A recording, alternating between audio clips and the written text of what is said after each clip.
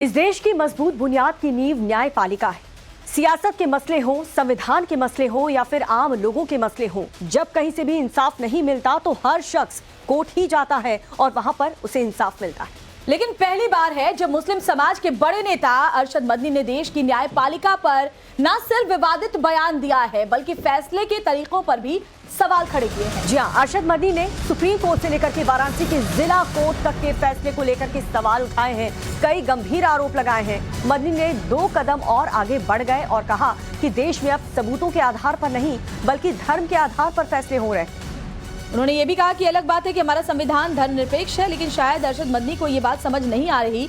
आप भी अरशद मदनी के जहरीले बोल जरा सुनिए।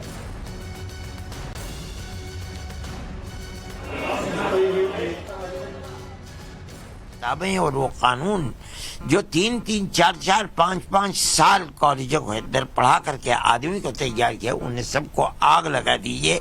अकीदत की बुनियाद के ऊपर, आस्था की बुनियाद के ऊपर जो फैसले आएंगे वो फैसले किए जाएंगे।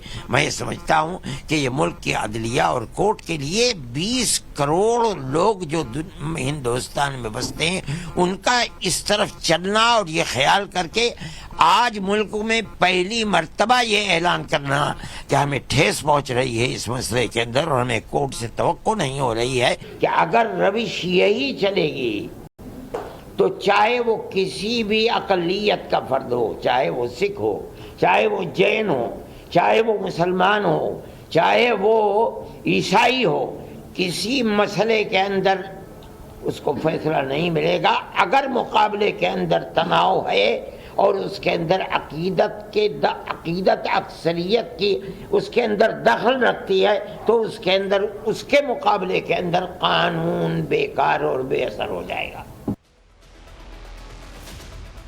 तो हर बार कोर्ट में सबूत ना होने की वजह से मुंह की खाने के बावजूद मुस्लिम पर्सनल लॉ बोर्ड के अध्यक्ष मौलाना सैफुल्लाह रहमानी दावा कर रहे हैं कि उन्हें कोर्ट में बहस का पूरा मौका नहीं दिया गया और इतने सालों से ये केस चल रहा है लेकिन मुस्लिम पक्ष बेतुके आरोप लगा रहे हैं। जरा सुनिए मौलाना क्या कुछ कह रहे हैं। कि कोर्ट ने इस वक्त जिस जल्दबाजी में फैसला किया और उसमें पूजा की इजाजत दी, दूसरे फरीक को बहस का मौका भी नहीं दिया गया। ये बात बहुत ही इसकी वजह से अदालतों और जो इंसाफ देने वाले इदारे हैं उनके भरोसे को चोट पहुंची है। जो अक़लियतें हैं, माइनॉरिटीज़ हैं, वो महसूस कर रही हैं कि कहीं ऐसा तो नहीं है कि अदालतों ने अक्सरियत के लिए और अक़लियत के लिए अलग अलग पैमाने मुकर्रर कर दिए हैं। और दूसरी तरफ भड़काऊ भाईजान असदुद्दीन ओवैसी को भी सुनिए। इन लोगों से 2 कदम वो और आगे निकल गए। प्रेस कॉन्फ्रेंस में तो उन्होंने कुछ नहीं कहा लेकिन संसद में उन्होंने कोर्ट और सरकार के खिलाफ जमकर भड़ास निकाली। ओवैसी ने तो देश में वर्तमान सरकार और न्याय व्यवस्था को हिटलर के जमाने की व्यवस्था से तुलना कर दी।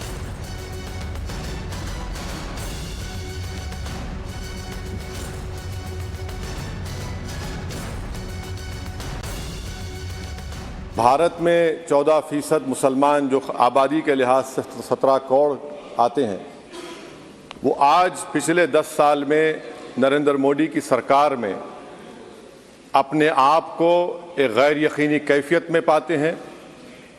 अपने सोचते हैं कि हमारी शनाख्त को ख़तरा है, हमारे वजूद को ख़तरा है। और मैं बड़ी जिम्मेदारी के साथ कह रहा हूँ कि जज्बात में लाए बगैर कह रहा हूँ कि आज 17 करोड़ मुसलमान अपने आप को ऐसा समझते हैं कि जिस ज़माने में हिटलर के ज़माने में यहूदी अपने आप को समझते थे। हमारे सदर जमहूरिया ने कहा था कि 22 जनवरी एक तारीखी दिन है, बिल्कुल तारीखी दिन है। 22 जनवरी की बुनियाद 6 दिसंबर 92 को रखी गई। 22 जनवरी की बुनियाद 86 में ताले खोलकर रखी गई। 22 जनवरी की बुनियाद जीबी पंत ने रखी थी, इसीलिए तारीखी दिन है। इस मुल्क में चाहे कोई सेकुलर पार्टी का हो या जो भी हो, वाले सब सेकुलर है, बुरा मैं हूं, किसी में हिम्मत नहीं है कि 6 दिसंबर की बात की जाए। आज मुल्क के 17 करोड़ मुसलमान भारत के वजीर आजम पर एतमाद भरोसा नहीं करते, बिल्कुल नहीं करते, बता रहा हूं, खुल के कह रहा हूं। और इस पर बातचीत और जानकारी के साथ रविकांत हमारे सहयोगी आपको स्क्रीन पर नजर आ रहे हैं। रविकांत, सरकार का विरोध करते करते किस तरीके से जो मुस्लिम पक्ष के नेता हैं वो अब कोर्ट के फैसले पर भी सवाल उठाने लगे हैं।